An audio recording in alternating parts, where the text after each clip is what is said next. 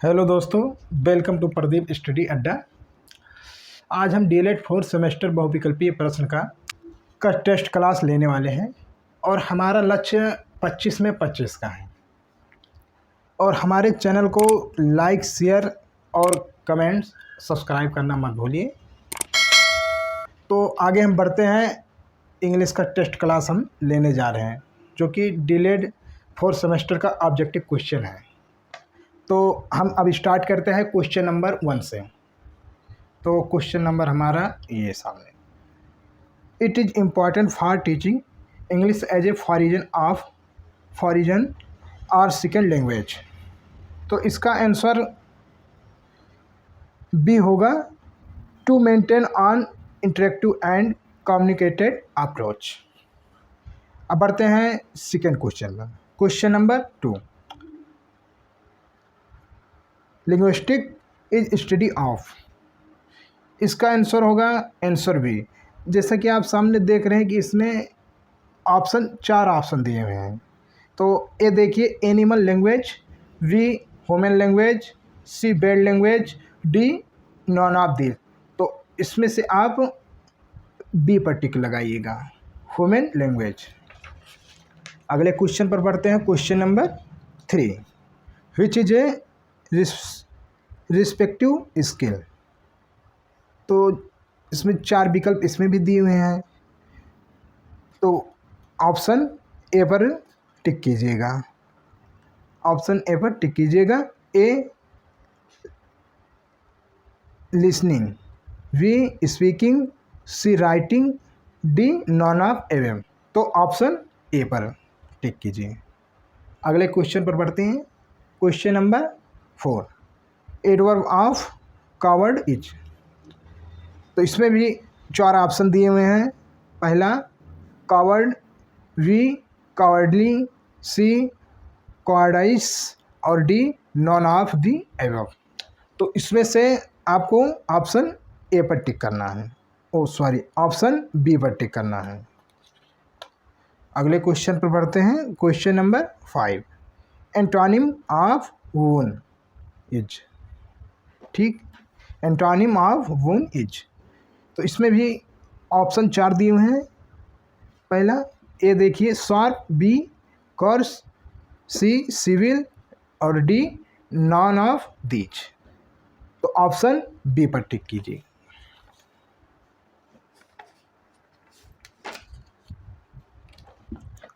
ठीक, अगले क्वेश्चन पर पढ़ते हैं। Question number 6, structure of approach related to. तो इसमें भी ऑप्शन चार दिए हैं। Word pattern, B sentence pattern, C both A and B और डी लेटर पैटर्न। तो ऑप्शन आप सी पर टिक कीजिएगा, बोथ ए एंड बी दोनों होंगे। हमारा अगले क्वेश्चन पर बढ़ते हैं। Question number 7, he has a great affection में। इसमें भी ऑप्शन चार दिए हैं। A to, B from, C for, D with. तो आंसर सी पर टिक कीजिएगा, फॉर पर। ओके, अगले क्वेश्चन पर बढ़ते हैं। Question number 8, which primary skills are to be developed through grammar translation method. इसमें भी ऑप्शन चार दिए हैं। A option listening and speaking, B reading and writing, C listening and writing, D speaking and reading. तो option आप B पर tick कीजिएगा, reading and writing, option B पर। इसका आंसर यही होगा। अगले क्वेश्चन पर बढ़ते हैं। Question number 9, direct method is also known as. तो इसमें भी ऑप्शन चार दिए हैं। A substitution method, B grammar translation method, C natural method, D R यानी डॉक्टर वेस्ट न्यू मेथड। तो इसमें आप आंसर सी पर टिक कीजिएगा, यानी नेचुरल मेथड। अब अगले क्वेश्चन पर बढ़ते हैं। Question number 10, we wear dogs. तो इसमें भी 4 ऑप्शन दिए हैं। Option A form form, B to, C of, D none of the above. तो इसमें से आपको टिक करना है आंसर सी, यानी आप सी पर टिक कीजिए, यानी ऑफ। इसका आंसर यही होगा।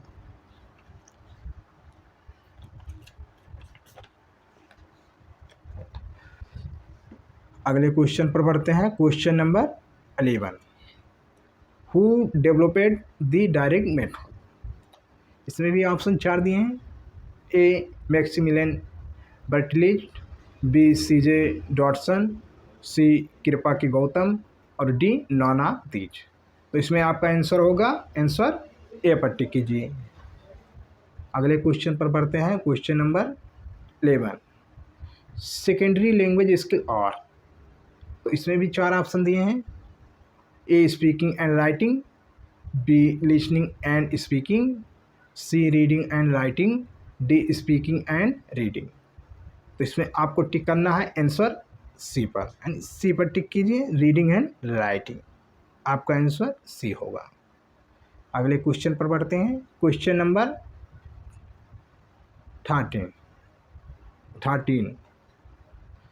सी is eligible the post of a teacher. इसमें भी 4 ऑप्शन दिए हैं। A to, B from, C for, D with. इसका आंसर आपका होगा आंसर सी पर टिक कीजिए, यानी कि फॉर। आपका आंसर सी होगा। अगले क्वेश्चन पर बढ़ते हैं। Question number 14, how many syllables are there in the words population. तो इसमें भी 4 ऑप्शन दिए हैं। A to, B 4, C 3, D 5। इसका आंसर आप बी पर टिक कीजिए, यानी कि 4 होगा। अगले क्वेश्चन पर बढ़ते हैं। Question number 15, fill in the blanks. If I were a rich man, I you. इसमें भी 4 ऑप्शन है। A would help, B help, C would have help, D none of these. इस पे आप आंसर सी पर टिक कीजिए, यानी would have help. Subscribe और शेयर कर लीजिएगा। तो आगे बढ़ते हैं और बढ़ते हैं पहले प्रश्न पर। आप सामने देख रहे हैं DElEd 4th semester objective question. तो क्वेश्चन नंबर पहला आपका ये है, the communicated approach is a. यानी कि कम्युनिकेट मतलब होता है मिलनसार और अप्रोच मतलब होता है दृष्टिकोण। तो इसका पहला प्रश्न आपका ये सामने हो गया है। तो इसका उत्तर क्या होगा, यानी कि आंसर क्या होगा, हम आपको बताते हैं। तो आपका पहला आंसर होगा ए, बहुविकल्पीय जो प्रश्न है आप, तो आंसर नंबर ए यहाँ पर ए पर टिक कीजिएगा।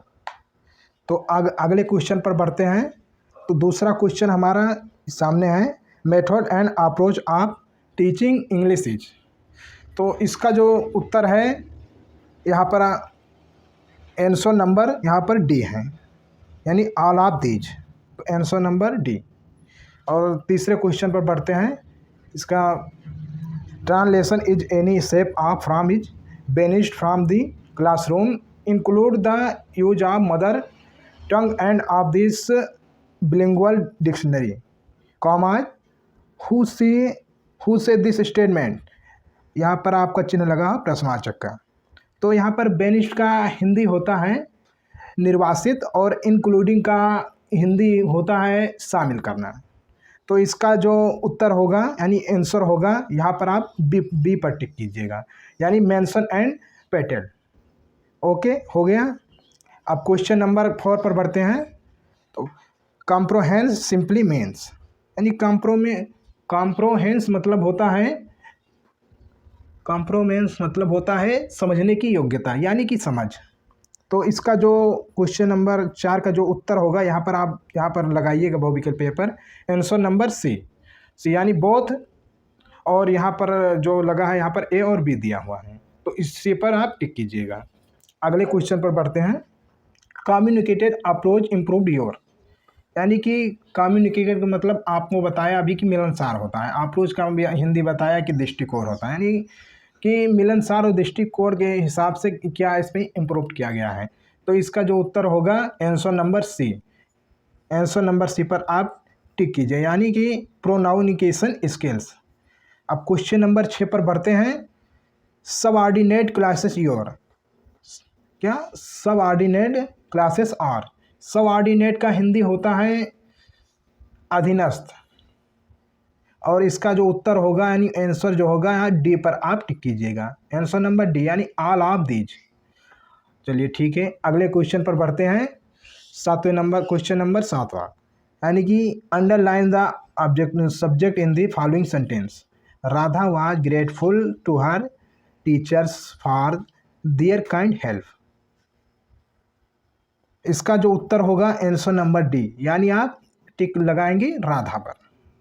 चलिए आगे बढ़ते हैं। Question number 8, adverb clauses are, तो इसका उत्तर होगा यानी कि आंसर होगा डी, ऑल ऑफ दीज। हो गया। अब अगले क्वेश्चन पर बढ़ते हैं। Question number 9, find the noun of following sentence the boy is jumping. Jumping का मतलब कूदना होता है और बॉय का मतलब तो आप लोग जानते हैं कि लड़का होता है, और सेंटेंस का हिंदी होता है वाक्य।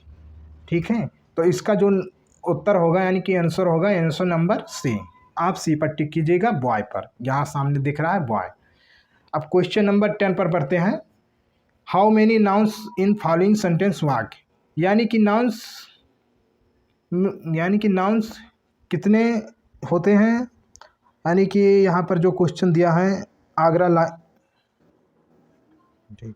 Agra lines on the bank of the Yamuna, यानी कि आप इसका हिंदी तो जानते होंगे। अब इसका उत्तर जो है आंसर ए, यानी ए पर टिक कीजिएगा 3। अब आगे बढ़ते हैं क्वेश्चन नंबर 11 पर। Which of the following completes the sentence no busy and taxis we are running, और यहाँ पर डॉट डॉट दी रोड। तो इसका उत्तर होगा यानी आंसर नंबर होगा डी, आप डी पर टिक कीजिए, यानी कि यहाँ पर लिखा हुआ है ऑन। अब क्वेश्चन नंबर 12 पर बढ़ते हैं। Which of the following completes the वाक्य the thieves are the policeman and dot dot away. इसका आंसर होगा ए, यानी ए पर आप टिक कीजिएगा, RAN रैन। ओके, हो गया। अब क्वेश्चन नंबर 13 पर बढ़ते हैं। Which type of following sentence I have found the book that I had lost comma. इसका आंसर होगा answer number C, complex sentence. हो गया, ओके।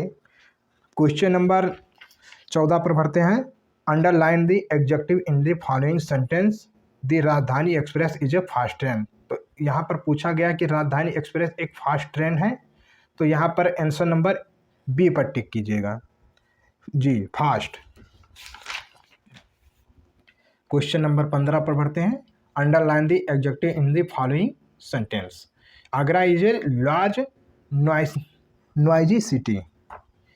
तो यहाँ पर उत्तर आपका होगा आंसर नंबर ई, यानी कि ए और डी दोनों होंगे, और लिखा है यहाँ पर बोथ। अब आगे बढ़ते हैं क्वेश्चन नंबर 16 पर। Underline the verb in the following sentence an owl lived in the hole of the tree.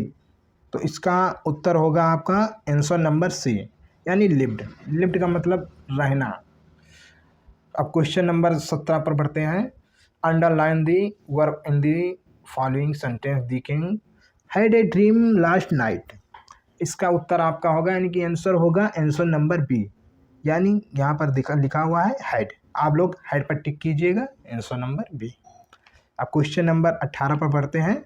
We can prove that the earth is round comma which type given sentence is. अब आगे जो इसका उत्तर होगा answer number C, complex sentence.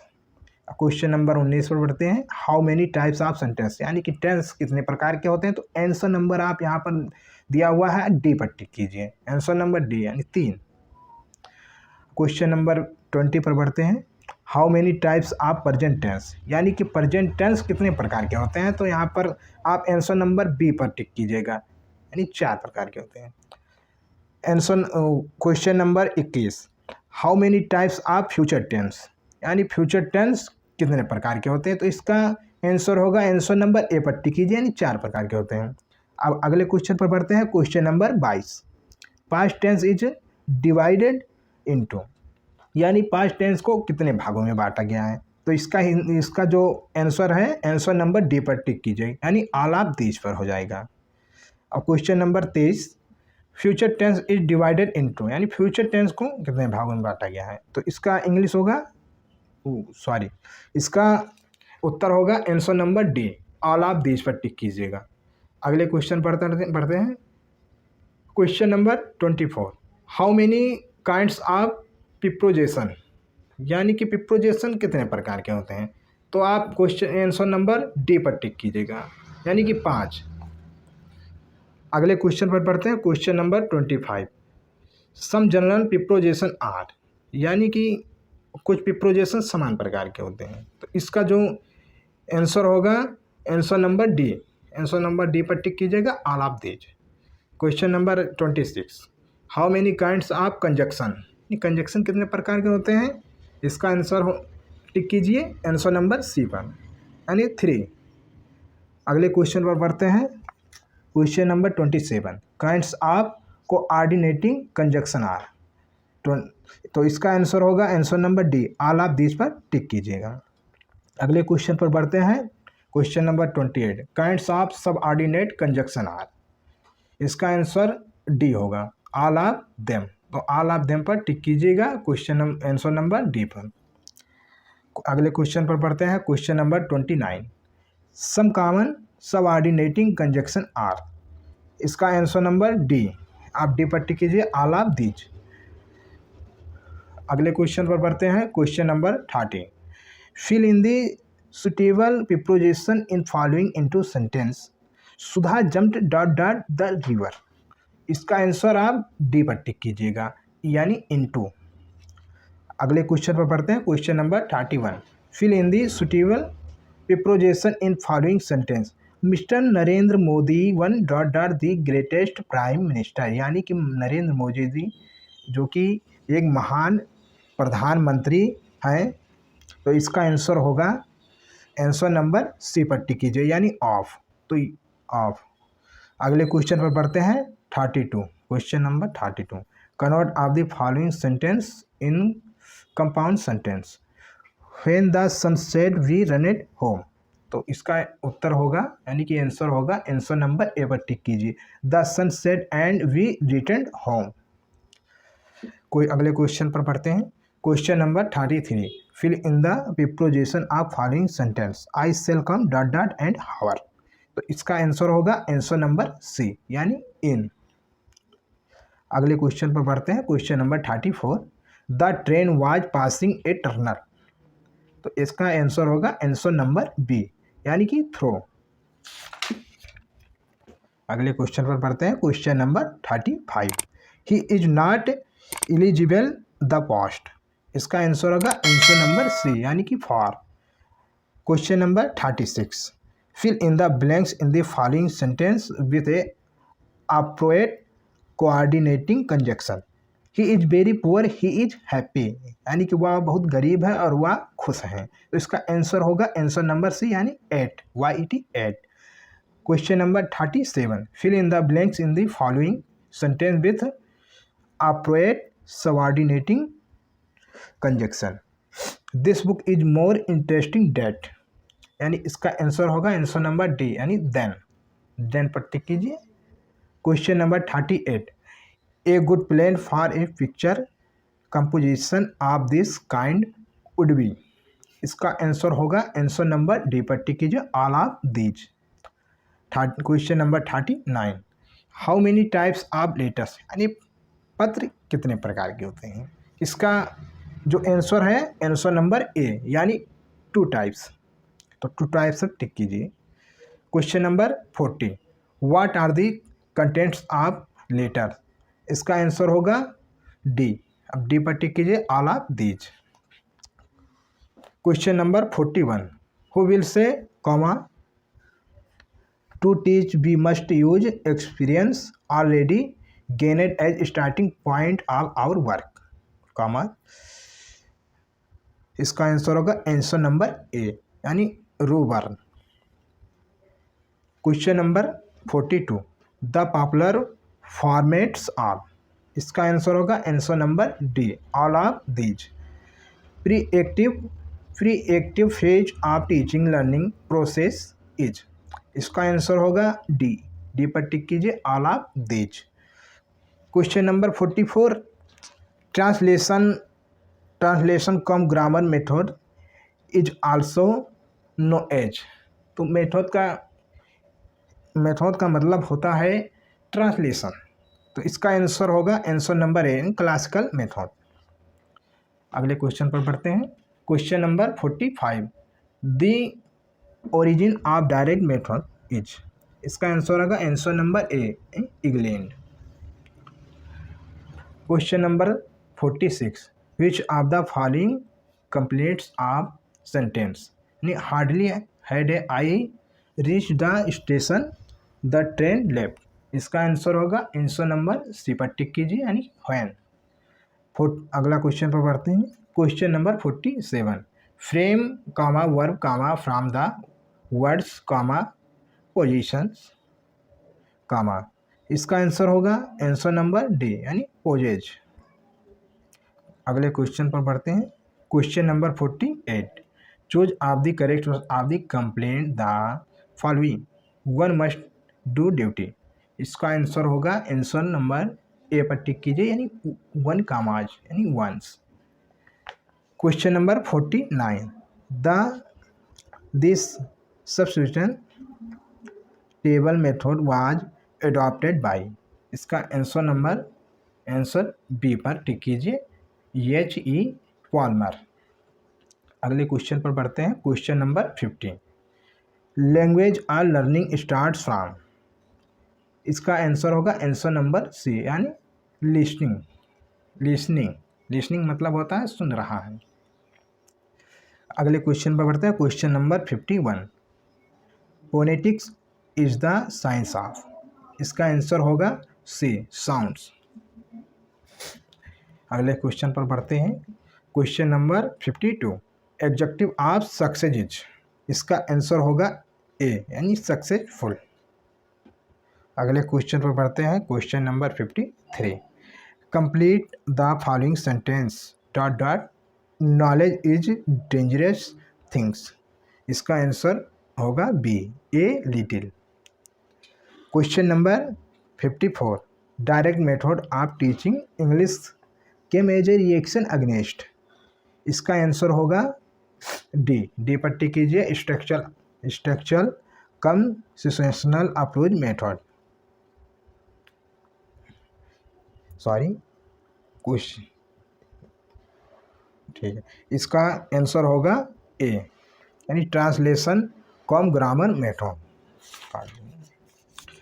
अगले question पर बढ़ते हैं। Question number 55 the structure approach relates to, तो आपका आंसर होगा आंसर नंबर सी यानी बोथ यानी ए एंड बी, ए दोनों होंगे, ए और बी दोनों होंगे।